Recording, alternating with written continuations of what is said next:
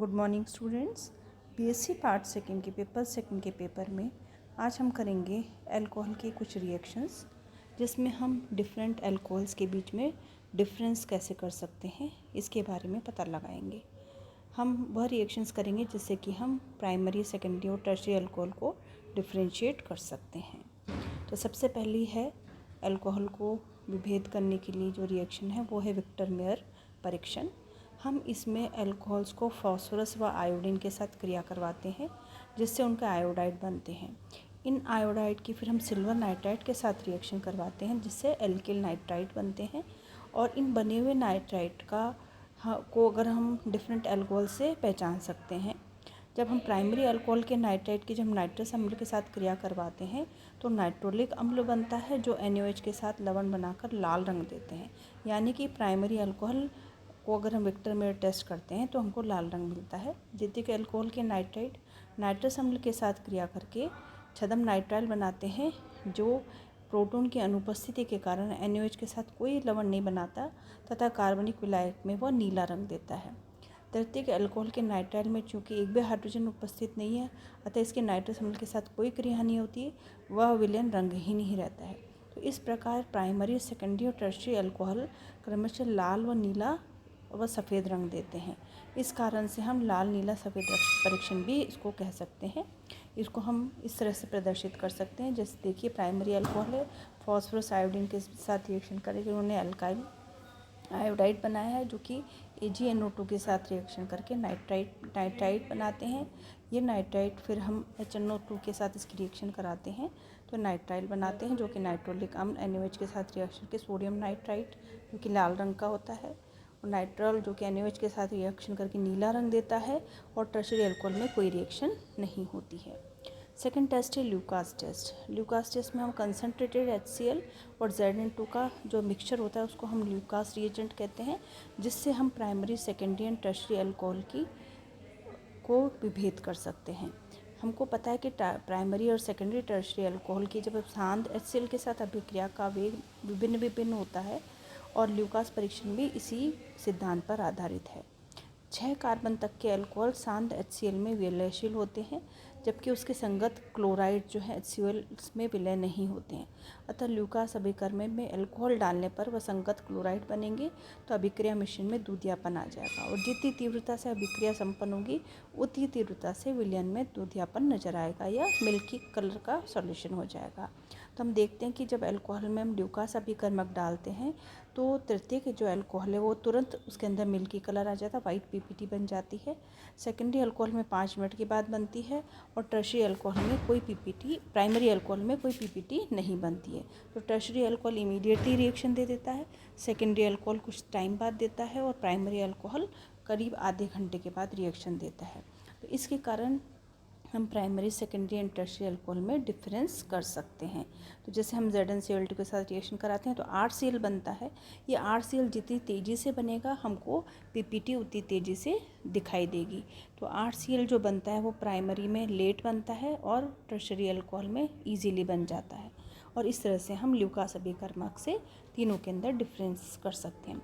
इसका रीज़न क्यों है कि टर्शियरी अल्कोहल में प्राइमरी की अपेक्षा जल्दी से PPT बन जाता है? इसका कारण ये है कि ये जो रिएक्शन है वो कार्बोकैटायन के बनने पर आधारित है।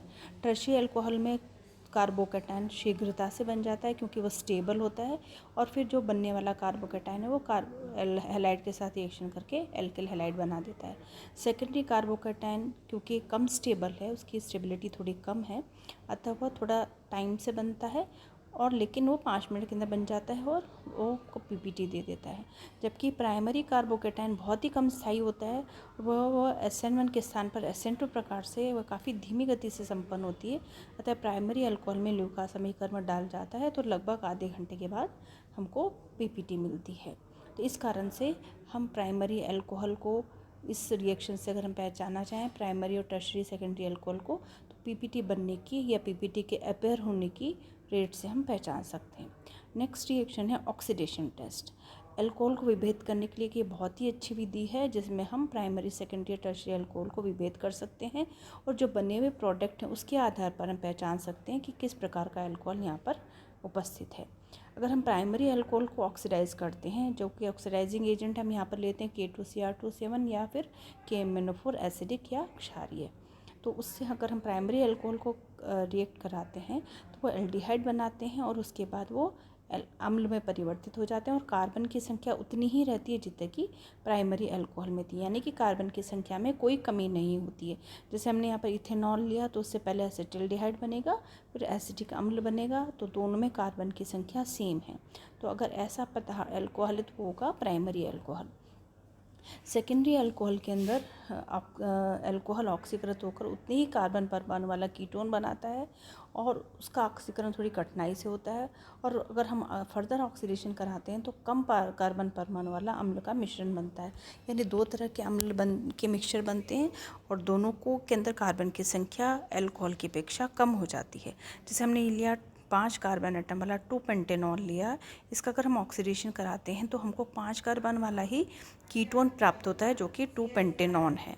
इसका हम फर्दर ऑक्सीडेशन कराते हैं तो वो एसिटिक अम्ल 2 कार्बन एटम वाला और प्रोपोनिक अम्ल 3 कार्बन एटम वाले में परिवर्तित हो जाता है। तो इस तरह से अगर अल्कोहल से अगर हम रिएक्ट कराते हैं और हमको इस तरह का प्रोडक्ट मिलता है तो उसको हम बोलते हैं सेकेंडरी अल्कोहल। टर्शरी अल्कोहल में ऑक्सीडेशन आसानी से नहीं होता है।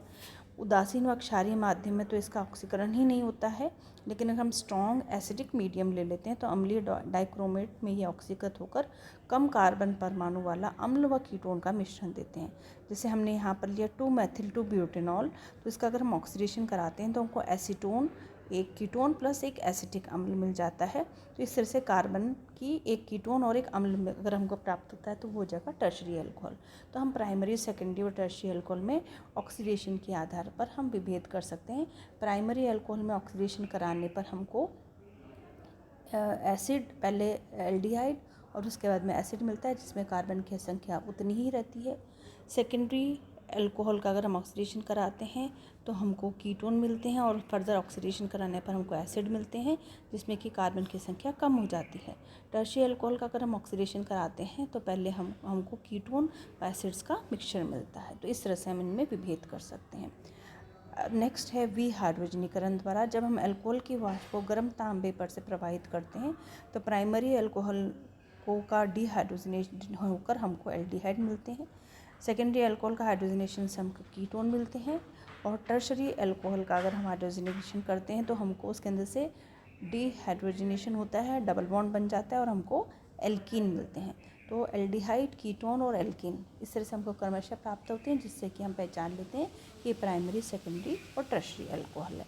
तो ये इतना आज हमने कर लिया। प्राइमरी, सेकेंडरी, टर्शरी अल्कोहल को विभेद करने की हमने 4 विभिन्न विधियाँ की हैं। पहली विधि है Lucas method, Victor Meyer method, oxidation और रिडक्शन। इन चारों मेथड से हमने यहाँ पर प्राइमरी, सेकेंडरी अल्कोहल के अंदर विभेद कर लिया है। तो आज नेक्स्ट लेक्चर में हम इंटर कन्वर्जेंस ऑफ अल्कोहल पढ़ेंगे। Thank you.